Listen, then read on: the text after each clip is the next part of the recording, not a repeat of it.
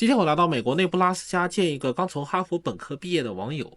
每年从这个大农业州去哈佛上本科的人只有5个上下。我个人感觉内布拉斯加州的定位有点像青海省，位于内陆地区，地广人稀，存在感不高。而 Evan 的故乡50万人的奥马哈小城是这个州最大的城市。去年12月从哈佛毕业之后，他在做一些创业，也包括在中文互联网上发视频。今天我会跟他聊聊哈佛乃至整个美国的高等教育，作为一个小地方的人去大城市上学的感受，以及前2个月他去中国旅游的经历。 What do people think about Nebraska? Yeah. That there's nothing here? Nothing here? They think that I live on a farm. Like, Omaha has 1 million people. It's not the biggest place, but it's not nothing. It's not farmland. Different from the cities in the East Coast. Definitely. Yeah. Yeah, it's not very urban. You know, it's a big town. It's definitely not a city. So I guess I'm from neither place. I'm somewhere in the middle. How did you get to Harvard as someone from Nebraska? Yeah, it's definitely a less common place to come from. There are private high schools in Massachusetts and New York that send more people to Harvard each year than the entirety of Nebraska. So it's definitely less popular, but definitely still possible. I was lucky enough to go to the first or second best high school in the state of Nebraska. So the educational bar was really high. And then I was also lucky enough to have parents that pushed me hard to get good grades, but I think more than that, to get involved outside of the classroom, and did almost everything that I could fit in my schedule. I played soccer for my school team, and for a club team outside of school. So that took a lot of time for sure. I was involved in the International Baccalaureate program at my school. It's like an international organization that provides curriculum for different schools. It's like advanced classes, basically. Not like volunteering for that took a lot of time outside of class. I joined a lot of interest-based clubs. Like I was in the philosophy club or robotics. And the thing that took maybe my most amount of time is that I had a dog sitting business. My soccer team took a trip to Italy, and it cost $2,800.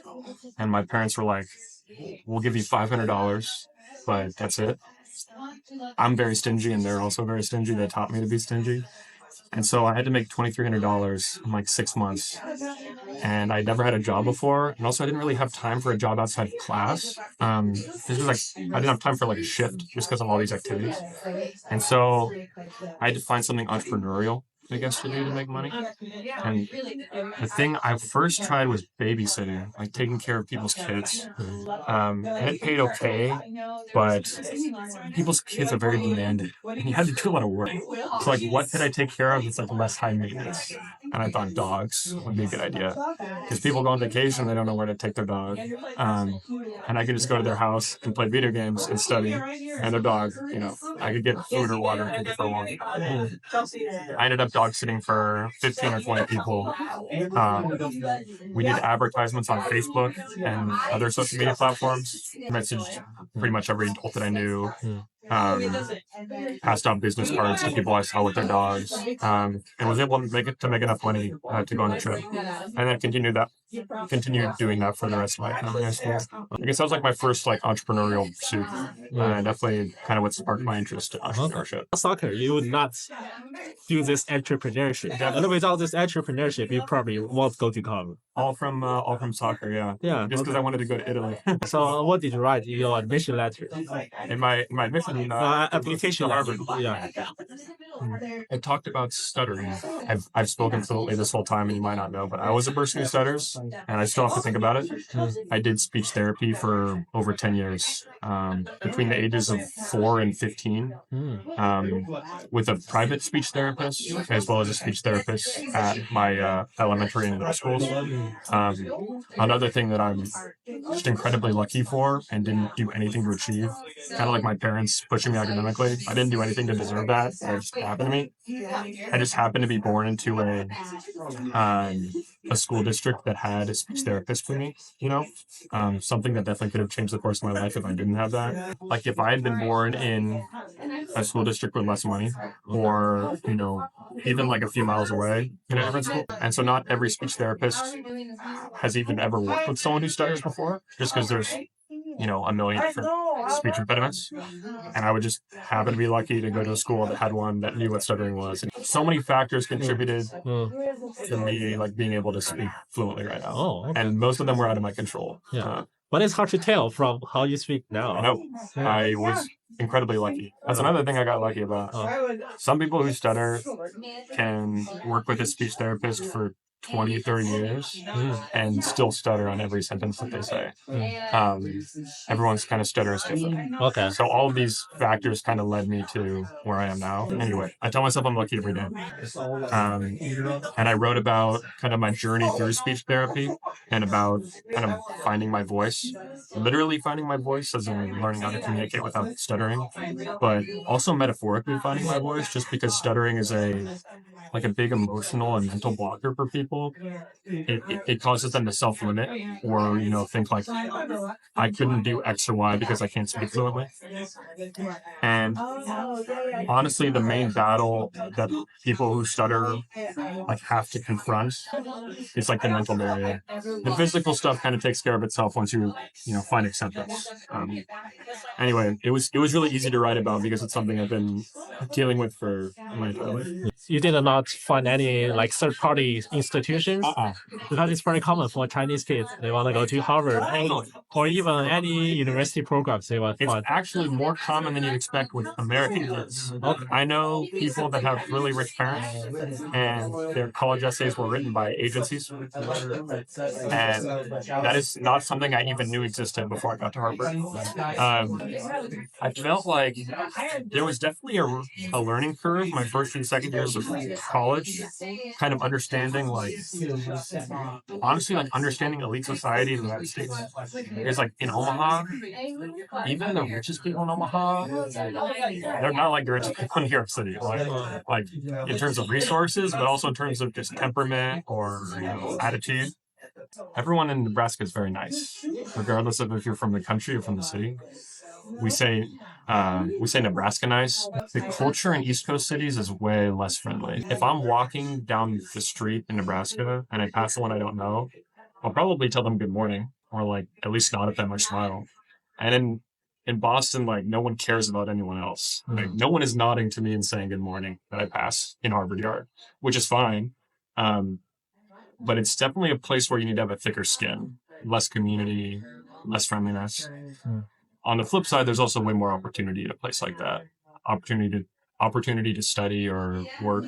What I think I would have missed out on at Nebraska was that most of the people that go to Nebraska are from Nebraska or from places that are like Nebraska. And there would have been a lot of people that looked like me and had very similar backgrounds to me.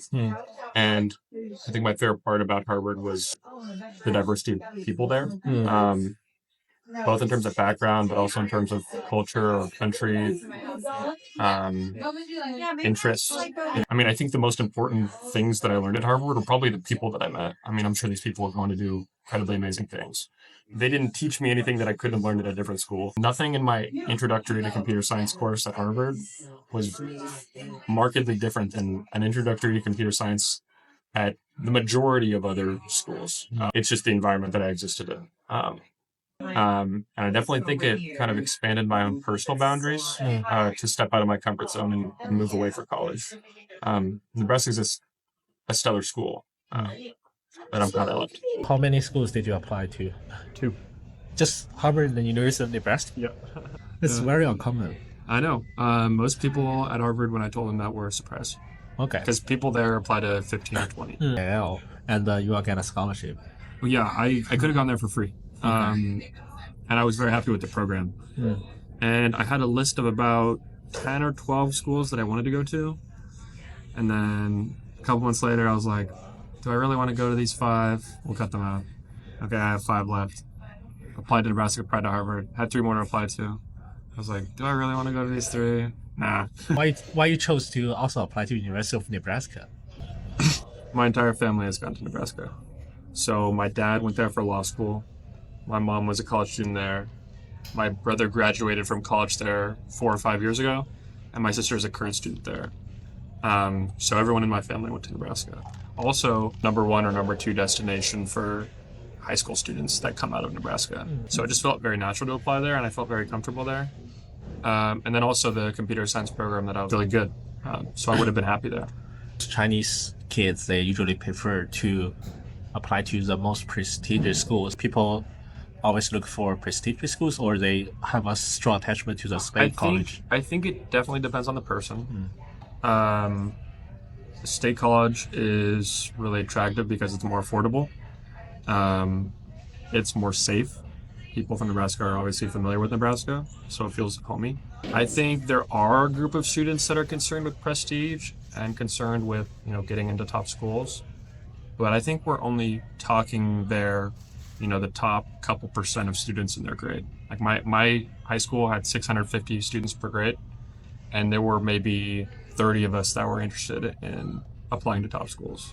A lot of that is because I'm from Nebraska. Not so many people that come from Nebraska and go to a place like Harvard. In these prep schools in Boston, maybe like they send 20 kids to Harvard every single year. So that's only representative of where I'm from. So have your family weighted the cost of going there compared to getting free tuition? Definitely. Okay. That was a big consideration.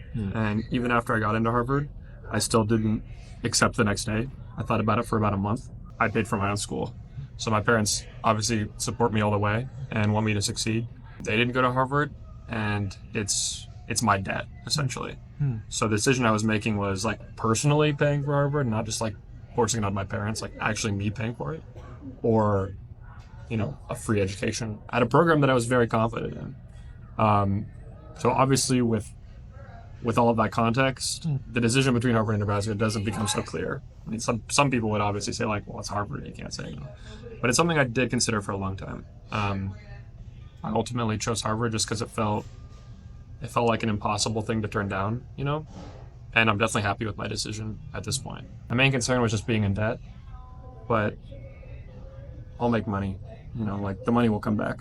And it's a lot of money to make back, but I'm always pushing myself to try new things and go for the coolest life experiences I can find. And it was a pretty cool life experience. So I'm very happy with the decision. COVID restrictions were definitely a big part of my first year at Harvard. We got tested 3 times a week and weren't allowed to have outsiders in our rooms, had security at all of the gates, in our own little bubble.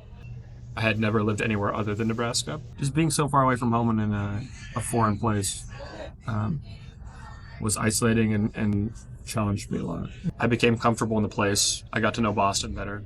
I made a great group of friends, and that support network was great. I gained more clarity into what I wanted to study and started enjoying myself in class. I settled into my dorm and dorm culture in Harvard. So it all came together.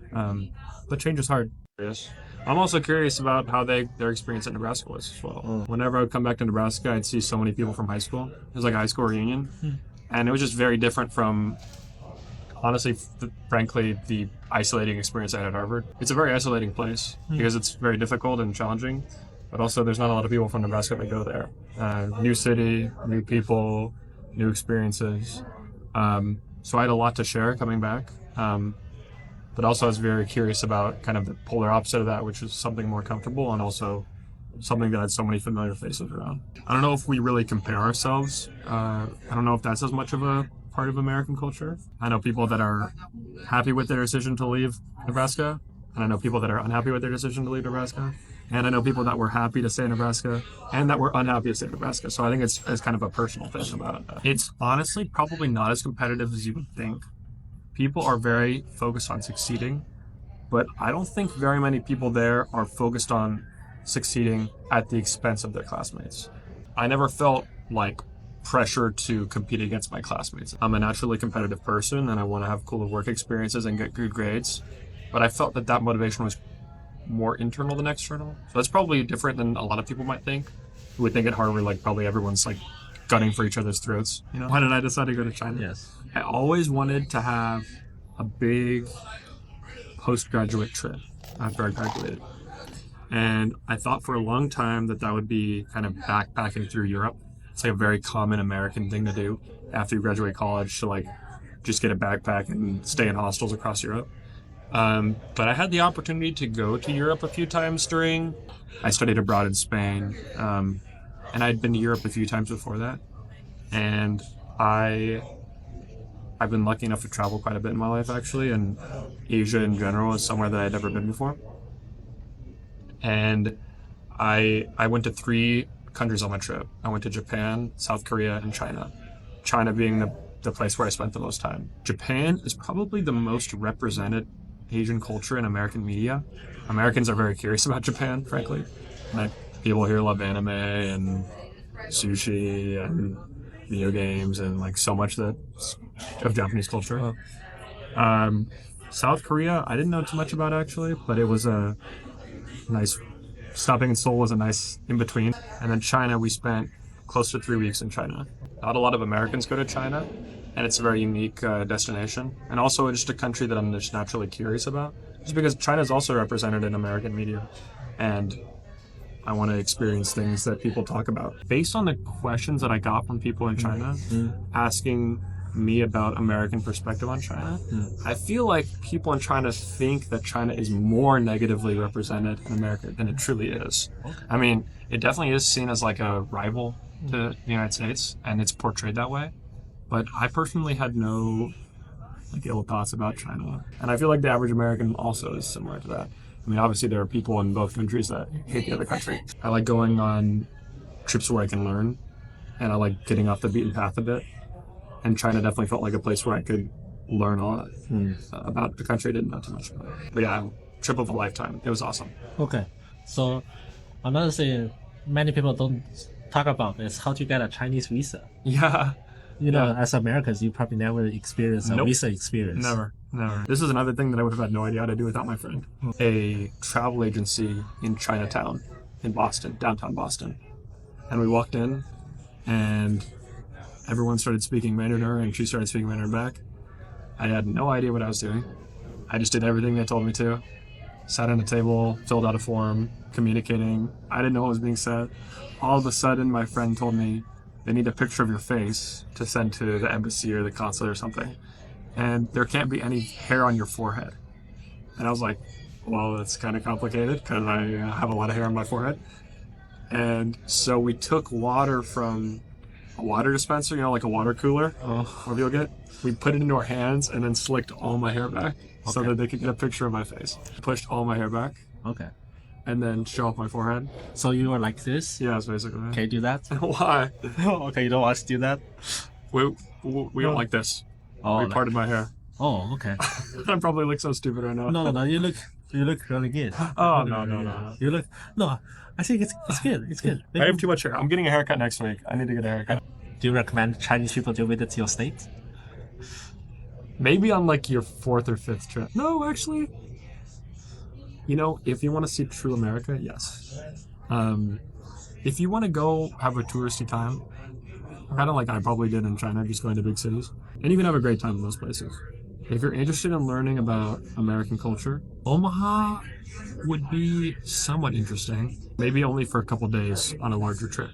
Just because it's not the biggest place, and although there is kind of a window into American life, there's not a lot of like content here. I guess that's probably the wrong word, but definitely a city in the Midwest would be worthwhile. So Yeah, you guys talk about Nebraska Pride. Nebraska Pride.